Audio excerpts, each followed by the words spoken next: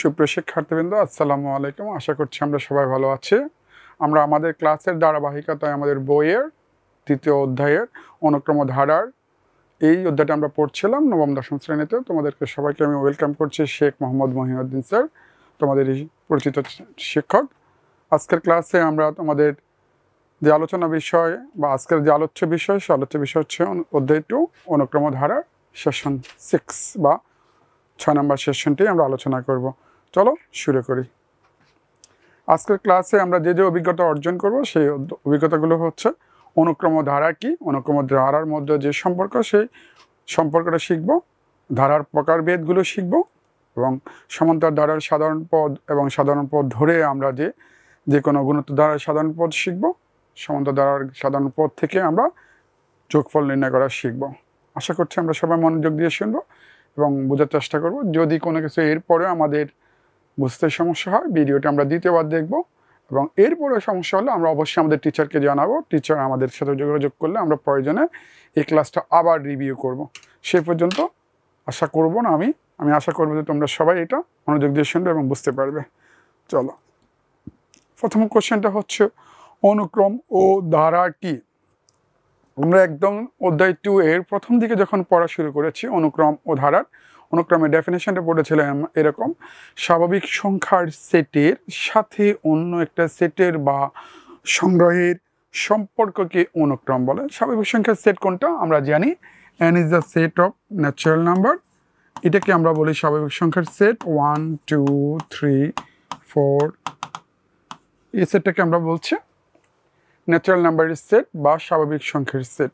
এই সেটের সাথে যদি আমরা অন্য একটা সেট, সাপোজ আমরা একটা সেট দিলাম, সেই সেটটা হচ্ছে এরকম 2 4 6 8 এরকম করে। তাহলে এই দুইটা সেটের মধ্যে যদি আমরা কোনো একটা সম্পর্ক দেখাতে পারি, দেখো আমরা 1 নম্বর টার্ম হচ্ছে 2, 2 নম্বর টার্ম হচ্ছে 4, 3 নম্বর হচ্ছে 6, 4 নম্বর হচ্ছে 8। এখান থেকে আমরা বলতে পারি 1 × 2 = 2, আবার 2 × 2 = 4, 3 × 2 = 6, 4 × 2 = 8। ঠিক একইভাবে আমরা যদি এখানে একটা n বলি, তাহলে এখানে হবে 2n। দ্যাট মিন্স প্রত্যেকটা টার্ম এই সেটের প্রত্যেকটা পদ আগের ন্যাচারাল নাম্বার সেটের 2 টাইমস, 2 গুণ। তাহলে আমাদের একটা সম্পর্ক পাওয়া যাচ্ছে। সেই সম্পর্কটা কি? 2 × n। এটাকে আমরা অনেক সময় লিখি f is a 2n। এইটাকে আমরা অনেক সময় সাধারণ পদ বলি। যদি আমরা সহজে বুঝতে পারি তাহলে সেটাকে আমরা বলবো সাধারণ পদ।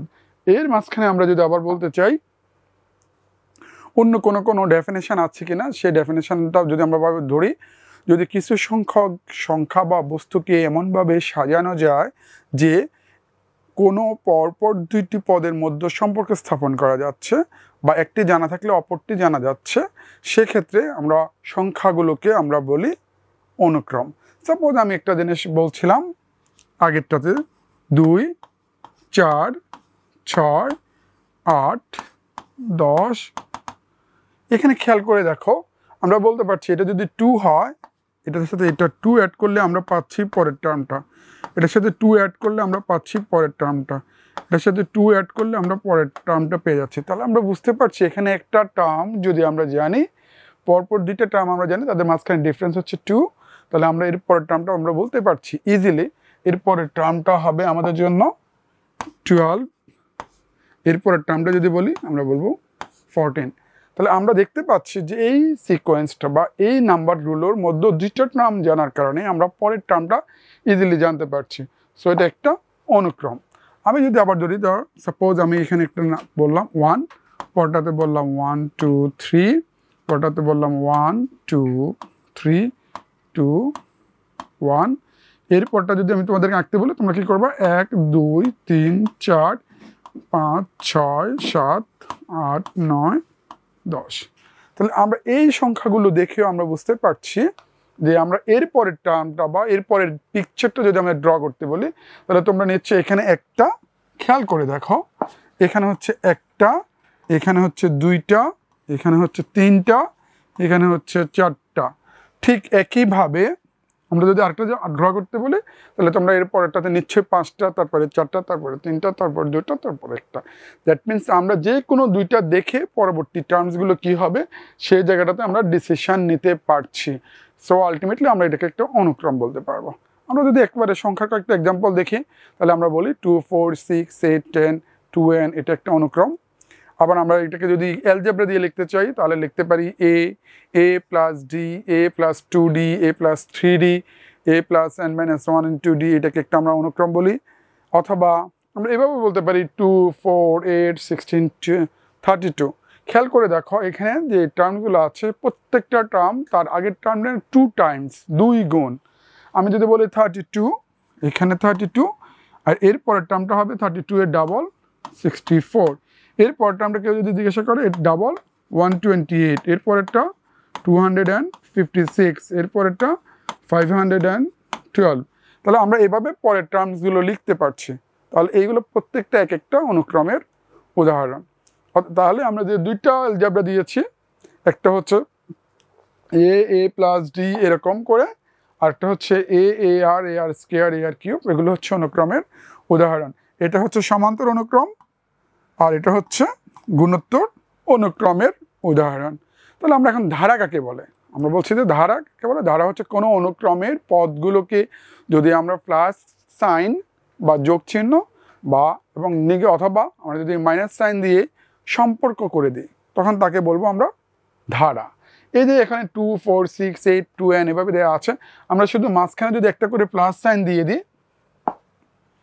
একটা করে প্লাস সাইন বসাই দিই, এখানে একটা প্লাস সাইন, এখানে একটা প্লাস সাইন, কমা না দিয়ে যদি প্লাস সাইন বসাই দিই তাহলে এটা একটা ধারায় কনভার্ট হয়ে যাবে। এখানে a প্লাস ডি, এটার সাথে যদি আমরা একটা প্লাস দিয়ে দিই, এভাবে করে দিই প্লাস, তাহলে এগুলো প্রত্যেকটা এক একটা ধারা হয়ে যাবে। এই ক্ষেত্রে আমরা বলতে পারি যে ধারা কাকে বলা হচ্ছে? যদি কোনো অনুক্রমের পদগুলোর মাঝখানে একটা প্লাস সাইন দেওয়া হয় বা মাইনাস সাইন দিয়ে দেওয়া হয় তখন এটাকে আমরা বলি ধারা।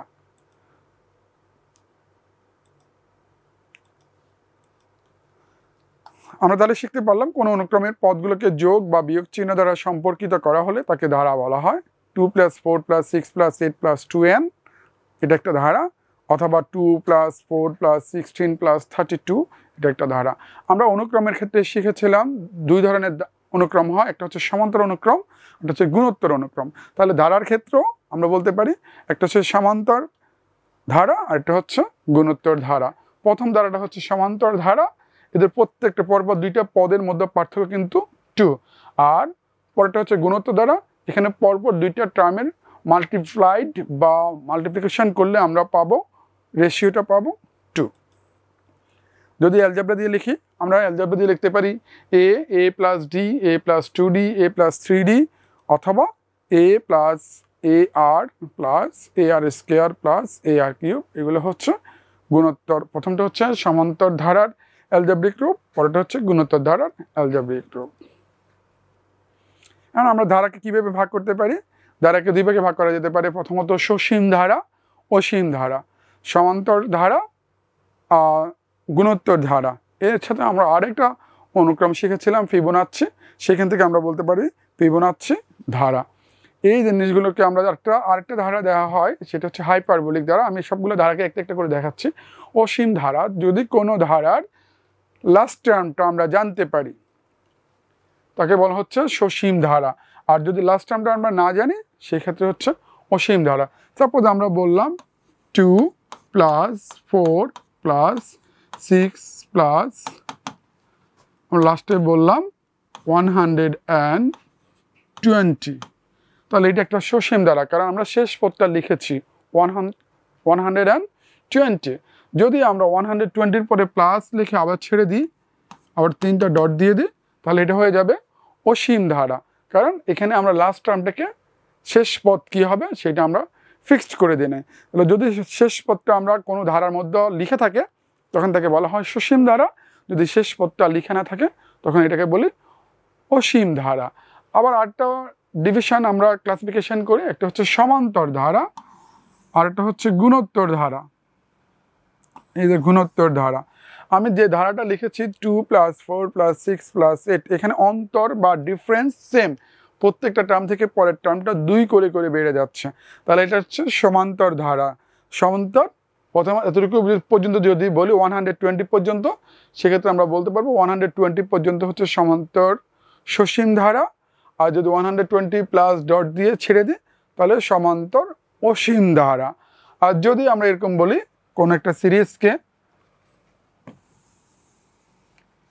2 plus 4 plus 8 plus 16 plus 32 plus, এখানে আমি যখন বলবো 256, তাহলে এটা হচ্ছে গুণোত্তর সসীম ধারা। যদি আমি 256টা না বলি, ছেড়ে দিয়ে সেখানে ডট দিয়ে, তাহলে এটা হচ্ছে গুণোত্তর অসীম ধারা। আর আমরা একটা ধারা আগে থেকে জানি, সেটা হচ্ছে ফিবোনাচ্ছি ধারা। সেই ফিবোনাচ্ছি ধারা কোনটা? আমরা আগে ফিবোনাচ্ছিটা জানি আগে থেকে।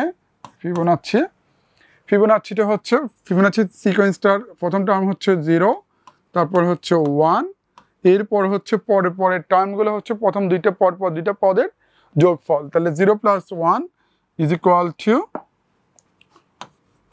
1, 1 + 1 = 2, 1 + 2 = 3, 2 + 3 = 5।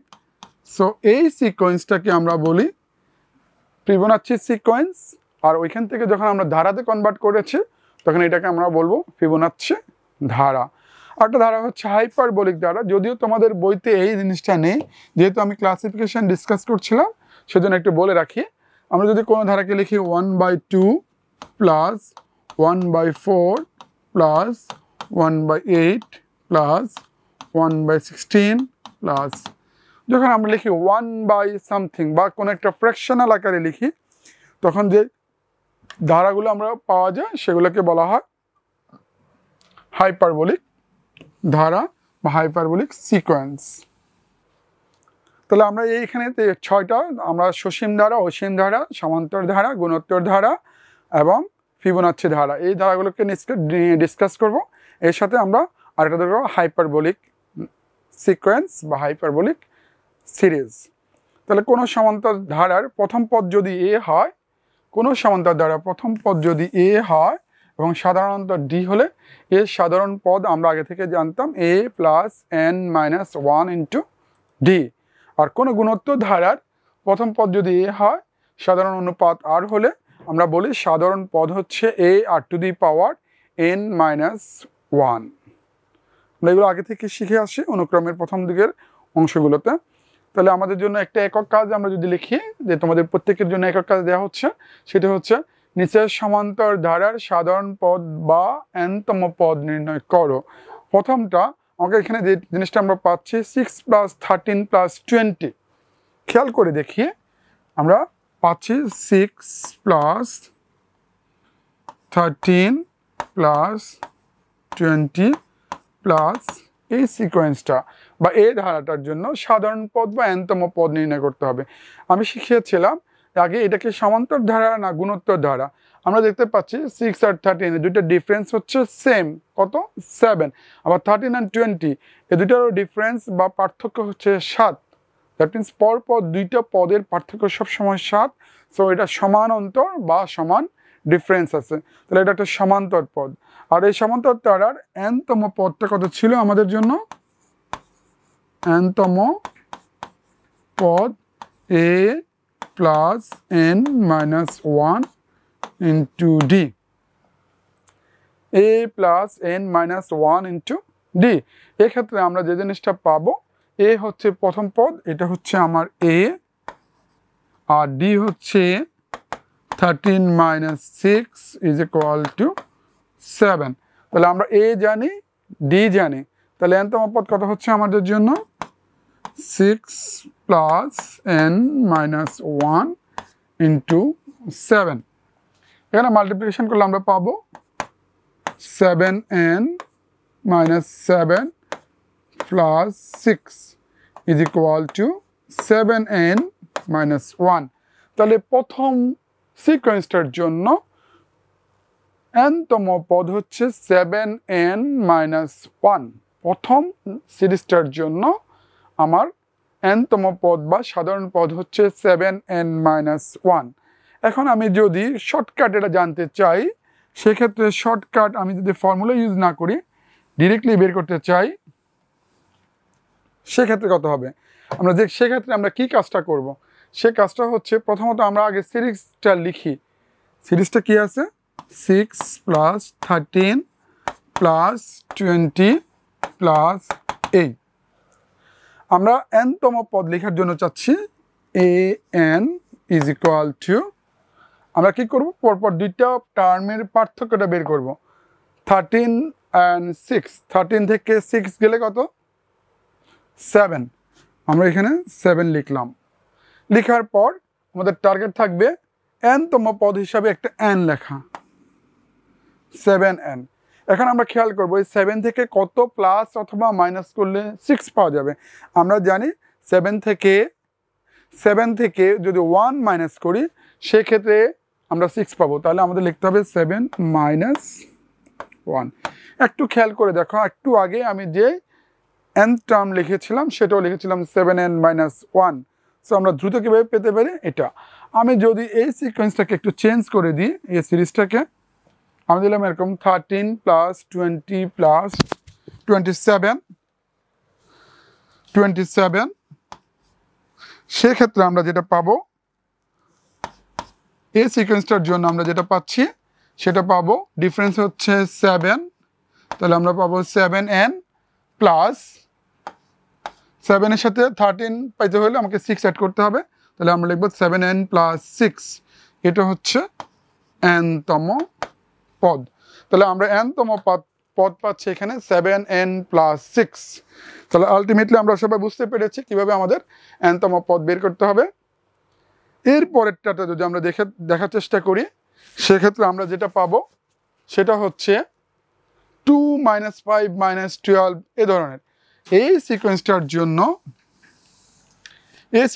জন্য আমরা যে জিনিসটা পাই, যে ফর্মুলা ইউজ না করি, তাহলে -5 - 2, তাহলে আমরা পাবো -5 - 2 = -7। nতম পদের জন্য আমরা পাবো an = তাহলে আমরা পাচ্ছি কত? an = -7। এখন আমরা nতম পদের জন্য একটা n লিখবো। 7 থেকে কত প্লাস অথবা মাইনাস করলে 2 পাওয়া যাবে? -7 এর সাথে +9 করলে আমরা 2 পেতে পারি। সেক্ষেত্রে আমাদের nতম পদ হবে -7n + 9। একটু সুন্দরভাবে যদি আমরা লিখি তাহলে আমরা লিখতে পারবো 9 - 7n। এটা হচ্ছে আমার nতম পদ। তাহলে আমরা এরপর এগুলো আমরা নিশ্চয় করতে পারবো। সেম প্রসিডিওরে আমরা এই কাজগুলো করে যাবো ইনশাল্লাহ। এরপরেও যদি আমরা না পারি আমাদের ক্লাসে অবশ্যই টিচারকে আমরা দেখাবো। পরের কোশ্চেনটা যদি বলা হচ্ছে কে এর কোন মানের জন্য 5k - 3k + 2 3k - 1 একটা সমান্তর ধারা হবে? সমান্তর ধারার জন্য পরপর দুইটা পদের ডিফারেন্স হচ্ছে সেম। তাহলে আমরা এখানে লিখতে পারবো 5k - 3 আর k + 2। তাহলে k + 2 - 5k - 3 = 3k - 11 - k + 2। এখান থেকে আমরা ক্যালকুলেশন করলে অবশ্যই k এর মানটা পেয়ে যাব। আমরা একটু দেখি এখানে এই পিকচারগুলো। এই পিকচারটাতে দেখানো হচ্ছে কিছু বাচ্চা বা কিছু সংখ্যক স্টুডেন্ট কি লাগাচ্ছে? গাছের চারা লাগাচ্ছে। এরপরটাতে দেখছি আমাদের এই গাছের চারাগুলো একটু বড় হচ্ছে, একটু যত্ন করছে। এখানে আমরা দেখতে পাচ্ছি ওরা পানি দিচ্ছে, আর এখানে গাছের চারাগুলো আর একটু বড় হয়ে গিয়েছে। তাহলে এই কাজটা কেন করছি আমরা নিশ্চয় জানি যে সারা বাংলাদেশে এখন তাপদাহ চলছে। সেই তাপদাহের ভিতরে আমাদের সবাই বলছে বা সবাই বলা বলি করছে কেন হচ্ছে, এত হিট কেন বেড়ে যাচ্ছে বা তাপমাত্রা কেন বেড়ে যাচ্ছে? বলা হচ্ছে দেশে গাছের পরিমাণ অনেক কম, যার কারণে জলীয়বাষ্পর পরিমাণও কম, বৃষ্টিপাত কম হচ্ছে, এজন্য অসহ্য তাপ পড়ছে। তাহলে আমরা যদি এই তাপ কমাতে চাই বা তাপমাত্রাটা কমাতে চাই তাহলে কি করতে হবে? আমরা এই জন্য একটা তোমাদের বইয়ে যে প্রবলেমটা দেওয়া আছে সেই প্রবলেমের সাহায্য নিতে পারি, নিজেরাই কাজটা করতে পারি। সেজন্য আমরা কি করতে পারি? আমরা আমাদের শ্রেণী শিক্ষকের মাধ্যমে প্রতিষ্ঠান প্রধানের সাথে কথা বলে আমাদের এলাকায় বৃক্ষরোপণ করতে পারি। 5 বছর মেয়াদে আমরা একটা প্ল্যান করতে পারি। সেই প্ল্যানটা এমন হতে পারে যে প্রথম মাসে আমরা 10টা ফলের গাছ লাগাবো। প্রথম মাসে কয়টা? 10টা। এরপরে মাসে আগের মাসের চেয়ে আরও 5টা বেশি। দ্যাট মিনস আমরা যদি জানুয়ারি মাসে 10টা গাছ লাগাই, তাহলে ফেব্রুয়ারি মাসে আমরা গাছ লাগাবো কয়টা? 15টা। এরপরে যদি আমরা মার্চে লাগাবো 20টা, এরপরে এপ্রিলে লাগাবো 25টা। এভাবে করে করে আমরা প্রত্যেকবার 5টা করে গাছ আগের মাসের চেয়ে বেশি লাগাবো। আমরা চিন্তা করতে পারি যে আসলে 5 বছরে মোট কয়টা গাছ লাগাতে পারি, বা কেউ যদি আমাকে জিজ্ঞাসা করে যে একটা 15তম মাসে কয়টা গাছ লাগানো হবে, আমরা কি এটা ক্যালকুলেশন করতে পারি? দেখি আমরা কোনোভাবে হিসাব করতে পারি কিনা। চলো প্রথম বছরে 12 মাসের হিসাবটা আমরা করে দেখি যে ছকে কয়টা উপাত্ত দেওয়া আছে, বাকিগুলো তোমরা পূরণ করো। মাসের সংখ্যা 1, দ্যাট মিনস জানুয়ারি মাসে 1 নম্বর মাসে 10টা, 2 নম্বর মাসে 15টা, 3 নম্বর মাসে 20টা, 4 নম্বর মাসে নিশ্চয় 25টা হবে, তারপরে 5 নম্বর মাসে নিশ্চয় 30টা, এরপর 35টা, এরপর 40টা, এরপর 45টা, এরপর 50টা, এরপরে 55টা, এরপর 60টা, এরপর 65টা। এইভাবে করে আমরা গাছ লাগাইতে পারি। এখন দুইটা জিনিস কোশ্চেন হতে পারে, তোমাকে কেউ একটা কোশ্চেন করতে পারে একটা সার্টেন মান্থে কয়টা গাছ লাগানো যেতে পারে। কোন একটা মাসে আমি বলতে পারি 15তম মাসে, বা আমরা যেহেতু 5 বছর বলছি, 5 বছরের টোটাল মাস হচ্ছে 60টা। প্রত্যেক বছরে 5টা করে 12টা করে মাস, 5 বছরে 60টা মাস থাকবে। এই 60টা মাসে মোট কয়টা গাছ লাগাতে পারো, এটা একটা কোশ্চেন হতে পারে। তোমাকে বলতে পারে যে 2 বছর পরে, দ্যাট মিনস 24তম মাসে কয়টা গাছ লাগাতে পারবো আমরা। এই হিসাবটা করার জন্য আমরা একটু যদি চিন্তা করি, আমরা এইটাকে সিকোয়েন্স হিসাবে লিখতে পারি। প্রথমটাতে কি সিকোয়েন্সটা হচ্ছে 10 প্লাস 15 প্লাস 20 প্লাস 25 প্লাস, তাহলে এটাকে যদি আমরা কোনো একটা ধারার সাথে কনসিডার করি, তাহলে 10, 15, 20, 25 সেভাবে আমরা পাচ্ছি। আমরা যদি এইটাকে কোনো ধারার nতম পদ, যে আমি 40তম মাসে কয়টা গাছ লাগাবো, 40 না কনসিডার করে nতম মাসে গাছের সংখ্যা হিসাব করতে চাই, তাহলে আমাদের যে nতম পদ কি হয় সেটা আমরা একটু বের করি। আমাদের কাজ হচ্ছে কি, nতম পদে an is equal to second term minus first term, 15 minus 10 is equal to 5. আমরা লিখবো 5n, and 5 এর সাথে কত অ্যাড করলে 10 হবে, 5 অ্যাড করলে, তাহলে আমরা লিখবো 5n plus 5। তাহলে দেখো তো, আমরা যদি বলি 5 নম্বর মাসে কয়টা গাছ হবে, 5 নম্বর মাসে গাছের সংখ্যা হবে a5 is equal to 5 into 5 plus 5 is equal to 30। যদি আমি বলি 10তম মাসে কয়টা গাছ লাগাবো, a10 is equal to 5 into 10 plus 5 is equal to 55।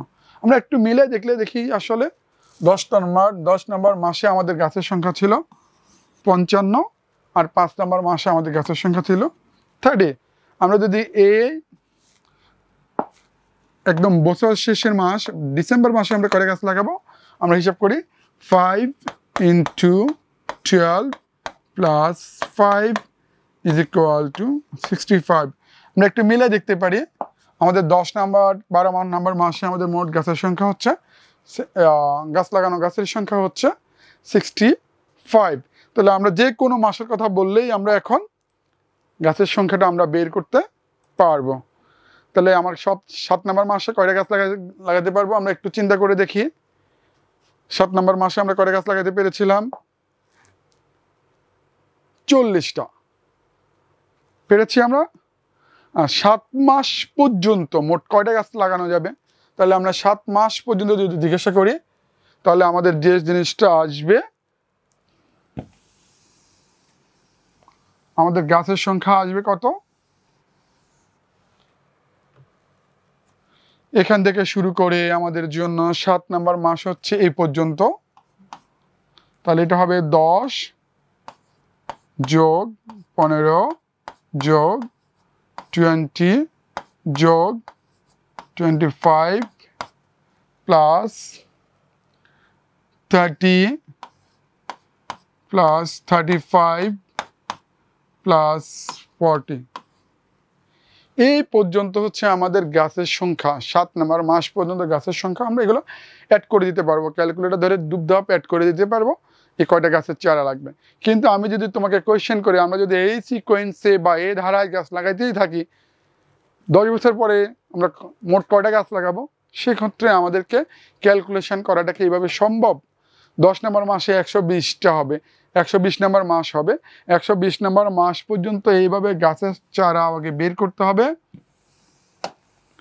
তারপর আবার আমাকে এটা অ্যাড করে দেখাইতে হবে। সো এটা একটা কঠিন কাজ। সেই কঠিন কাজটাকে সহজ করার জন্য আমরা একটু চেষ্টা করে দেখি। আমরা যদি বলি 1 + 2 + 3 + 5 সমান কত, আমরা অ্যাড করে দিতে পারবো খুব সহজেই। তাহলে কত হবে? 1 + 2 3, 3 + 3 6, 6 + 4 10, 10 + 5 = 15।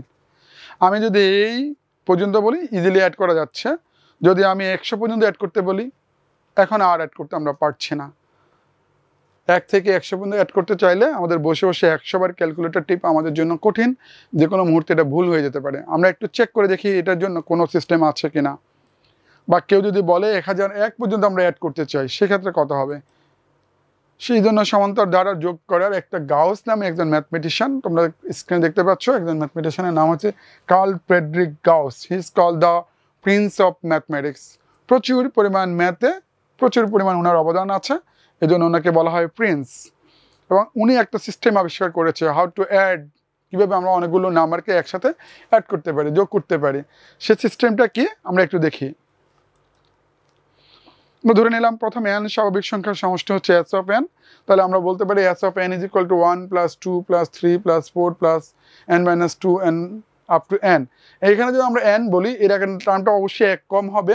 দেখো এখানে 4 হলে তার থেকে 3, 3 এর আগের টার্মটা হচ্ছে 2, 2 এর আগের টার্ম হচ্ছে 1।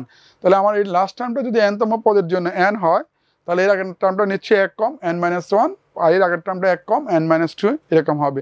এটাকে যদি আমরা একটু উল্টা করে লিখি, দ্যাট মিনস আগে n, তারপরে n - 1, তারপরে n - 2, এভাবে লিখি। সেক্ষেত্রে n, n - 1, n - 2, এভাবে কমতে কমতে 3 + 2 + 1 করতে পারি। আমরা যদি এই নাম্বারগুলোকে অ্যাড করে দিই, s of n + s of n = 2s of n, n + 1 = n + 1, n - 1 + 2 = n + 1, এখান থেকে পাবো n + 1, এখান থেকে পাবো n + 1, এখান থেকে n + 1, এখানে n + 1, n + 1 পাবো। এখন কোশ্চেন হচ্ছে আমরা কয়টা n + 1 পাবো? n সংখ্যক নাম্বারের জন্য প্রত্যেকবার একটা করে n + 1 পাচ্ছি। তাহলে n সংখ্যক নাম্বারের জন্য আমরা পাবো n সংখ্যক n + 1। এটাকে আমরা সবগুলো একসাথে অ্যাড করে লিখতে পারি 2 × s of n = n × n + 1। তাহলে আমরা s of n কত পাচ্ছি? n × n + 1 / 2। তাহলে s of n হচ্ছে পদ সংখ্যা ইন্টু প্রথম পদ প্লাস শেষ পদ / 2। এখন কোশ্চেন হচ্ছে, আমরা যে কোশ্চেনটা বলেছিলাম একটু আগে আমরা বলেছিলাম 1 + 2 + 3 + 100 কত হবে? তাহলে আমাদের আর ওই ক্যালকুলেশন বসে বসে ক্যালকুলেটর টিপতে হচ্ছে না। s of n = n × n + 1/2। That means আমরা বলতে পারবো s of 100 = প্রথম পদ সংখ্যা হচ্ছে 100 into first term plus last term / 2।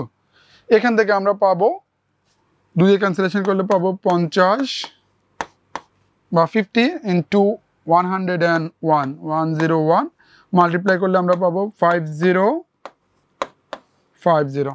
তাহলে 1 থেকে 100 পর্যন্ত সংখ্যাগুলোর যোগফল হচ্ছে আমাদের জন্য 50 দ্যাট মিনস 5050। যদি আমাকে কোশ্চেনটা করা হয় যে 1 2 3 4 এভাবে যদি আমরা 100 পর্যন্ত অ্যাড করি, সেই ক্ষেত্রে আমরা কত পাবো? আমি এইখানে আমরা জাস্ট একটু লিখবো এভাবে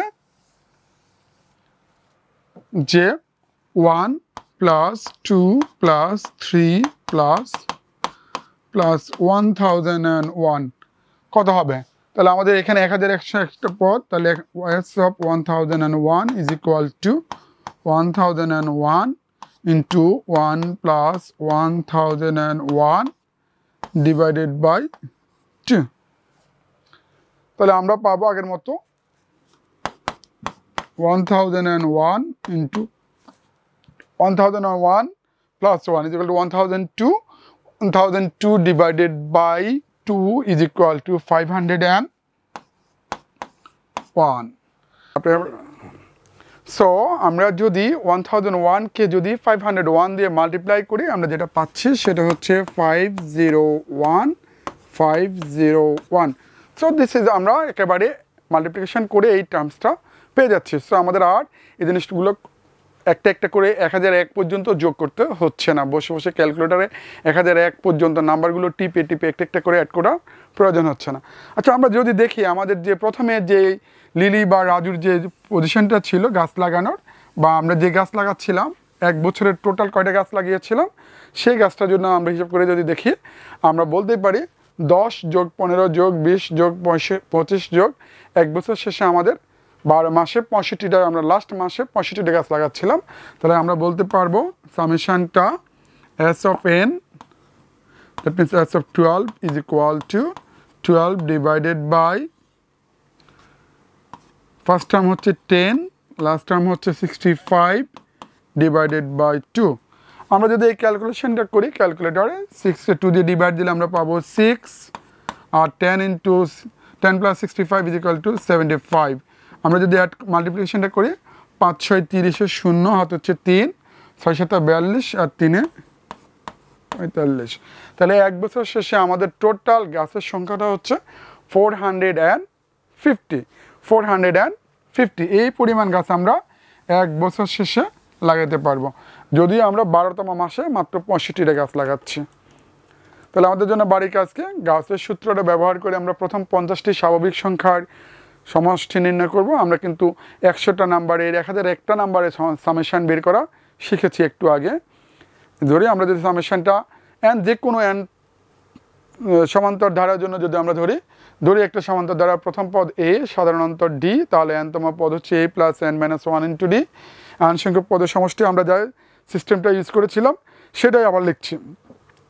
s of n is equal to a plus d, a plus 2d, এভাবে a plus n minus 1 into d। উল্টা করে লিখলে আমরা পাবো s n is equal to a plus n minus 1 into d প্রথমে, তারপরে a plus n minus 2 into d, a plus n minus 1 into 3 into d, plus dot dot করে a করলাম, সবগুলো অ্যাড করলে আমরা পাবো a plus a is equal to 2a plus n minus 1 into d, 2a plus n minus 1 into d, 2a plus n minus 1 into d। কতটা পাবো? n সংখ্যক পাবো। তাহলে আমরা এটাই লিখছি n সংখ্যক পাওয়া যাবে। n সংখ্যক is equal to n into 2a plus n minus 1 into d, so s of n is equal to 1/2 n into 2a plus n minus 1 into d। এটা হচ্ছে সমান্তর ধারার n সংখ্যক পদের সামেশনের সূত্র, এটাকে সূত্র হিসেবে কাজ করব।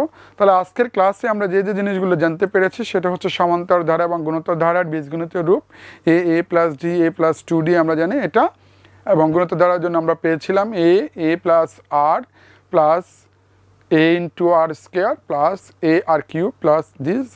সমান্তর গুণোত্তর দ্বারা সাধারণ পদ নির্ণয় করা আমরা পেয়েছিলাম সমান্তর দ্বারা গুণোত্তর সাধারণ পদ হচ্ছে a plus n minus 1 into d। আমি একটা টেকনিকও দেখিয়েছিলাম কীভাবে মাইনাস করে আমরা এটা পেতে পারি।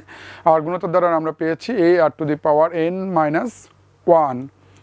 সমান্তর দ্বারা সাধারণ পদ ব্যবহার করে যে কোনো পদ নির্ণয় করতে পেরেছি আমরা, 7 নাম্বার 8 নাম্বার বা 12 নাম্বার এভাবে পদগুলো বের করতে পারি। সমান্তর দ্বারার যোগফল নির্ণয় গাউসের সিস্টেমটা আমরা শিখতে পেরেছি। আশা করি আমরা সবাই বুঝতে পেরেছি। সবাইকে ধন্যবাদ জানিয়ে আজকের ক্লাসটা আমরা এখানে শেষ করছি। আল্লাহ হাফেজ, থ্যাংক ইউ ভেরি মাচ।